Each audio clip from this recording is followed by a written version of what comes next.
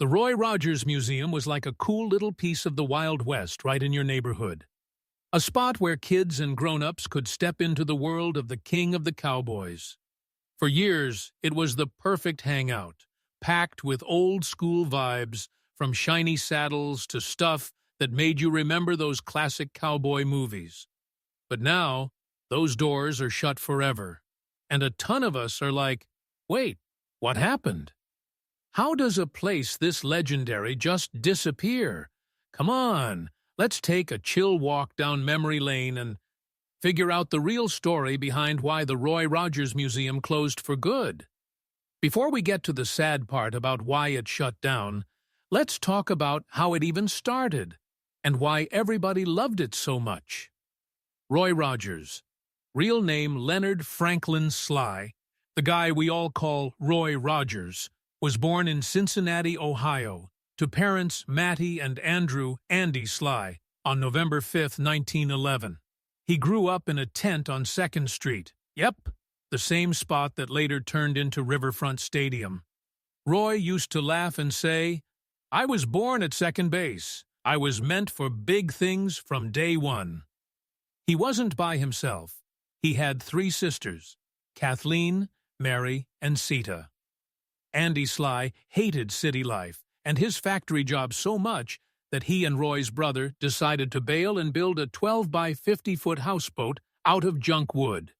Who hasn't dreamed of quitting the daily grind to just float down a river? In July 1912, the whole Sly family hopped on that houseboat and headed up the Ohio River toward Portsmouth, Ohio. They were going to build a real house on land they bought. But stuff happens. After the huge flood of 1913, they dragged the houseboat onto dry ground and kept living in it. In 1919, the Slys finally decided to stay put and bought a farm in Duck Run near Lucasville, Ohio, about 12 miles north of Portsmouth. They built a 6-room house, but pretty soon Andy figured out farming wasn't going to make them rich. He got a job at a shoe factory in Portsmouth to pay the bills. Every weekend he'd come home, classic dad style, and bring presents. One time he brought home a horse, the best gift ever for little Leonard, because that's how he learned to ride. Nobody knew it then, but that was the start of his cowboy life. Without stuff like radio, the Sly family made their own fun. Saturday nights were square dancing parties. Neighbors came over. Leonard sang, played mandolin, and even called the dance steps. Pure, old-school country vibes. That's also when Leonard learned to yodel. He and his mom would yodel across the farm to talk to each other, which is way cooler than just yelling, "Dinner's ready." Leonard started high school in McDermott, Ohio. But after 2 years, the family moved back to Cincinnati, so Andy could get another shoe factory job. The family needed more money, so Leonard quit school and started working with his dad at the factory. He tried night school to keep learning, but working all day and falling asleep in class is rough. After kids made fun of him for dozing off, Leonard dropped out for good. Not exactly the stay-in-school poster story, but hey, he turned out awesome. By 1929, Leonard's big sister Mary and her husband had moved to Lawndale, California, the place everybody wanted to be. Leonard and his dad quit their jobs, packed their old 1923 Dodge, and drove west to visit. The California dream didn't stick the first time. After 4 months, they went back to Ohio. But soon the Golden State called again. This time Leonard went back with Mary's father-in-law. He jumped at the chance, and the whole Sly family followed in spring 1930, settling near Mary in Lawndale. Leonard and his dad got jobs driving gravel trucks for highway construction. Life looked good, but boom, the company went broke in 1931. No job, no money, total Great Depress. Ion mess. Leonard wasn't going to quit. He went to Tulare, California, and picked peaches for a few cents. Not fancy, but it paid. He lived in a labor camp that could have been straight out of the Grapes of Wrath. but they survived. But something way bigger was waiting for Roy in California, something that totally changed his life. Want to know what it was? Keep watching. When 19-year-old Len got back to Lawndale, his sister Mary had an idea that flipped his world upside down. She told him to try out for a local radio show called Midnight Frolic on station KCS in Inglewood. Len was super shy, but Mary pushed him, so a few nights later he showed up wearing a Western shirt she made him. Who needs fancy brands when your sister's got skills? Guitar in hand, he sang, played, and even yodeled a bit. And he crushed it. A couple days later, he got asked to join a country band called the Rocky Mountaineers. Pretty sweet for a shy kid, right? In August 1931, Len officially joined the Rocky Mountaineers, and right away wanted to make the group bigger. So he put an ad in the Los Angeles Herald-Examiner for a tenor who could yodel. Yodeling was huge back then. That's when Bob Nolan, a guy from Canada, answered the ad. Nolan didn't stay long, but he and Len became buddies and kept in touch. Soon, Tim Spencer took Nolan's spot, and the band rolled on. By spring 1932, Len, Spencer, and another dude named Slumber Nichols tried starting a trio. Total flop. Sometimes things just don't click, but they didn't quit. Len and Spencer jumped from band to band all year. Stuff like the International Cowboys and the O-Bar-O Cowboys. When Spencer needed a music break, Len got a new gig with Jack Lefevre and his Texas Outlaws. They were huge on LA radio. Then, in 1933, Len, Bob Nolan, and Tim Spencer got back together and gave the trio idea another shot, calling themselves the Pioneer Trio. This time they were serious. Len played guitar, Nolan was on St. Ring bass, Spencer sang lead. They practiced nonstop until their harmonies were perfect, tight as new cowboy boots. While Nolan and Spencer wrote original songs, Len kept doing other radio gigs. Things took off in 1934, when they added Hugh Farr, a fiddle player with a crazy deep voice that made their sound next level. A radio guy decided Pioneer Trio sounded too old for these young dudes, so he renamed them the Sons of the Pioneers. And boom, the name stuck. They weren't just a trio anymore, they were a real band. By summer 1934, they weren't only local stars, their radio spots went nationwide and they blew up. That got them a deal with Decca Records. On August 8, 1934, they recorded their first songs, including Bob Nolan's Tumbling Tumbleweeds. Over the next 2 years, they dropped 32 tracks, like the classic Cool Water. From Broke Trio to national stars, the Sons of the Pioneers were on the map. Roy wasn't just killing it in music, he had a massive movie career too. Plus, he was a total merch machine, which is why the museum existed. Anyway, he took his skills from radio to movies and became a real Western legend. Len jumped into movies in 1935 and hit the ground running. Steady jobs in Westerns, even a big singing cowboy side role, while he was still Leonard Sly in a Gene Autry movie. Fast forward to 1938. Autry wanted way more money.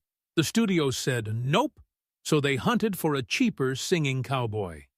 Tons of guys tried out, including Willie Phelps from the Phelps Brothers, but Len won. Republic Pictures gave him the stage name Roy Rogers. Roy sounded cool, and they added Will Rogers' last name.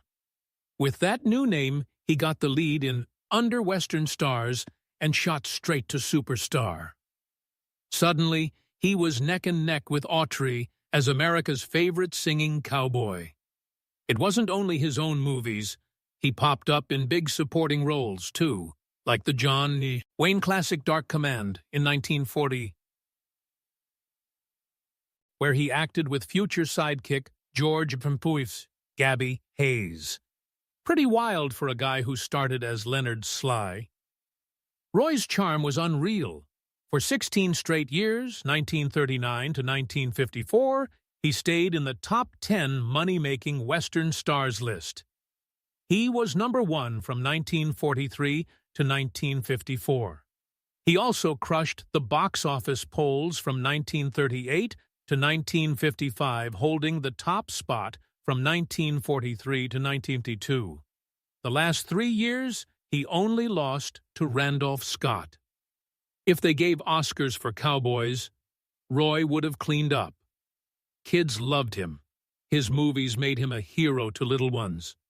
He stood out because most of his post-war films were in color, while lots of other westerns were still black and white. Some even had funny animal side stories. His horse Trigger basically had his own adventures. Can you imagine a horse with a whole plot line? Only in Roy's world. Roy was super smart about money.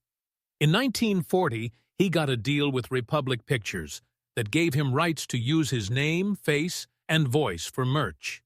This cowboy knew how to make cash. He launched tons of Roy Rogers stuff, action figures, cowboy books, play sets, even a comic strip. His comic Roy Rogers Comics, written by Gaylord Du Bois, was a huge hit. Honestly, only Walt Disney sold more character merch back then. Move over, Mickey. Meanwhile, the Sons of the Pioneers, the band Roy helped start, kept rocking. They swapped members when guys retired or passed away, but Roy stayed tight with them, even when he wasn't singing. They backed him up in movies, radio, and TV. True lifelong bros. In 1944, fate put him on set with Dale Evans. They were super open about being Christians and in 1949 joined the Hollywood Christian group started by their buddy Louis Evans Jr. Big names like Billy Graham and Jane Russell were in it too. By 1956, they turned it into Bel Air Church in Apple Valley, California, where they lived. Streets and buildings got named after them for all the work they did with homeless and disabled kids. Oh, and Roy was a proud Freemason and Shriner, always helping their charities. Roy and Dale even had their famous theme song, Happy Trails.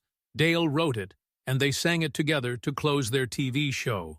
In fall 1962, they hosted the Roy Rogers and Dale Evans Show, a funny Western variety thing on ABC. Sadly, it only lasted 3 months. Got beat by the Jackie Gleason Show on CBS. Roy didn't let it get him down. He guest-starred on tons of popular shows, usually playing himself or some cowboy character, even a cool episode of Wonder Woman called The Bushwhackers. Roy owned a Hollywood production company that made his shows and other stuff, like the 1955-1956 CBS series Brave Eagle, with Keith Larson as a young Cheyenne chief, a fresh twist on Westerns. In 1968, Roy licensed his name to Marriott, who turned their Hot Shops restaurants into Roy Rogers restaurants. He wasn't running them day to day, but his name was everywhere. In 1970, he went back to Lubbock to headline the Texas Tech University Intercollegiate Rodeo with Dale, and in 1975, he shot his last movie, Macintosh and TJ, at the 6066 Ranch, not far from his old stomping grounds. So why close the museum if Roy was this huge? Shutting the Roy Rogers Museum felt like throwing away your favorite childhood toy after trying to fix it with duct tape forever. It started in California, then moved to a permanent spot in Branson, Missouri. Since 1957, it was like a holy place for Roy Rogers fans, full of treasures from his crazy career.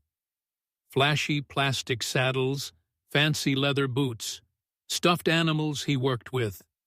One super emotional story is about his horse Trigger. When Trigger died, Roy hid it from the family for a whole year because he couldn't stand burying him. Instead, he had Trigger stuffed and put on display in the museum. Weird to some, but it showed how much he loved that horse. How many people would do that for a pet? So why did the museum finally close?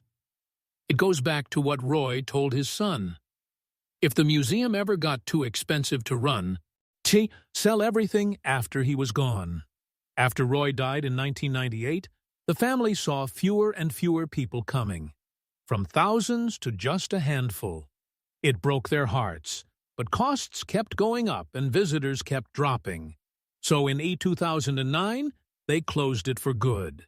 When it shut, everything got sold piece by piece at Christie's auction house. Roy's son Dusty had ideas about where stuff should go, but he didn't get the final say. All he cared about was what would happen to Trigger.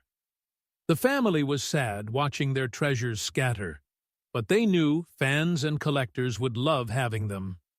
The 2010 auction had over 338 items, and prices went wild, way higher than expected.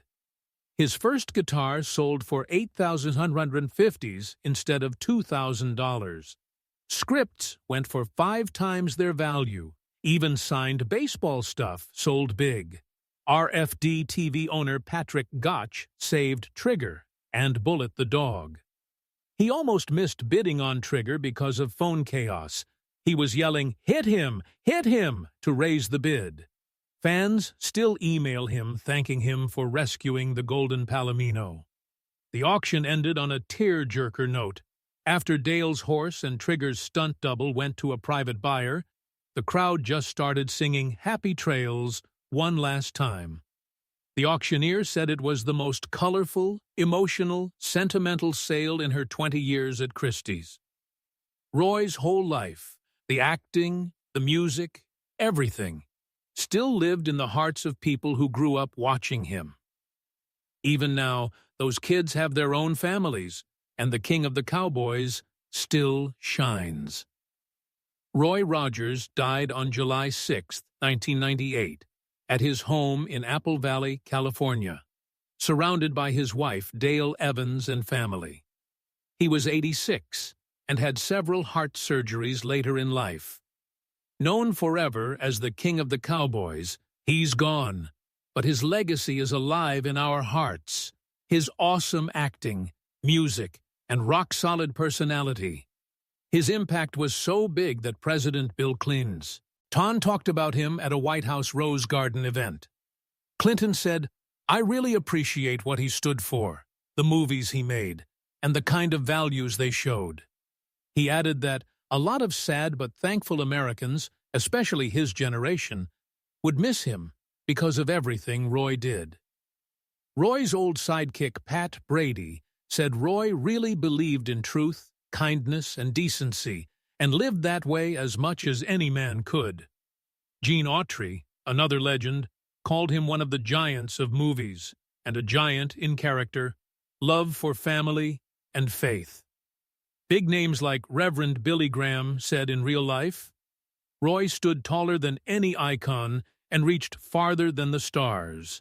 The best thing Hollywood ever gave us. Roy's son Dusty said when he was a kid he didn't get why everyone was so crazy about his dad, but after seeing all the clippings, fan mail, and thousands of photos, it was unbelievable. When Roy passed, he had 15 grandchildren and 33 great-grandchildren, with his wife and 6 kids still around.